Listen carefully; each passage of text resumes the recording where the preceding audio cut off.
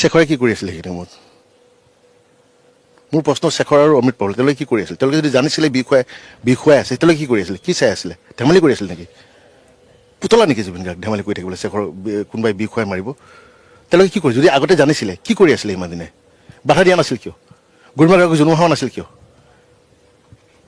সেইটো ডাঙৰ প্ৰশ্ন কি কৰি আছিলে ইমান দিনে শেখৰ গোস্বামী কাৰোবাৰ লগত এটা মই হোৱাটছএপ চেটো দেখিছোঁ কৈছে যে দাদাক তাত নকৰা হৈ ইয়াত আহি পেলাই এনেকুৱা এটা অঘটন ঘটিলে যদি জানিছিলে ইমান দিনে কিয় লুকুৱাই ৰাখিছিলে কিয় কোৱা নাছিলে ক'ৰবাত নহয় ক'ৰবাত তেতিয়াহ'লে শেখৰ গোস্বামীৰ ভুল আছে নাছিলে আজিলৈকে আপোনালোক সকলো মিডিয়া ইয়াত আছে শেখৰ গোস্বামী যিদিনাখন 21 তাৰিখে জুবিন গাৰ্গ আমাৰ মাজলৈ আহি পালে সেইদিনাখনেই কিন্তু শেখৰ গোস্বামী গুৱাহাটী আহিছে আজিলৈকে এই ঘৰটোত কোনোবা শেখৰ গোস্বামী ভৰি দিয়া দেখিলেনে গৰিমাৰ হাতখনত ধৰি পেলাই কোৱা শুনিলেনে যে মোৰ ভুল হৈ গ'ল বৌ আপোনাৰ ওচৰৰ পৰা যেনেকৈ জুবিন গাৰ্গক লৈ গৈছিলোঁ আমি ঘূৰাই আনিব নোৱাৰিলোঁ সেনেকৈ বুলি সমবেদনা জ্ঞাপন কৰা দেখিলেনে কোনোবা নাহিলে কিয় নাহিলে তেওঁলোকে নিজাববীয়াকৈ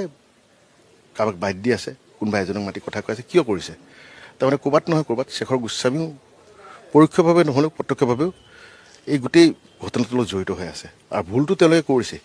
প্ৰথম কথা ভুলটো তেওঁলোকে কৰিছে ভুল তেওঁলোকৰ নেগলিজেঞ্চিৰ কাৰণে হৈছে আৰু এই নেগলিজেঞ্চিটো কিয় কৰিছে তেওঁলোকে তাৰ উত্তৰ তেওঁলোকে দিব লাগিব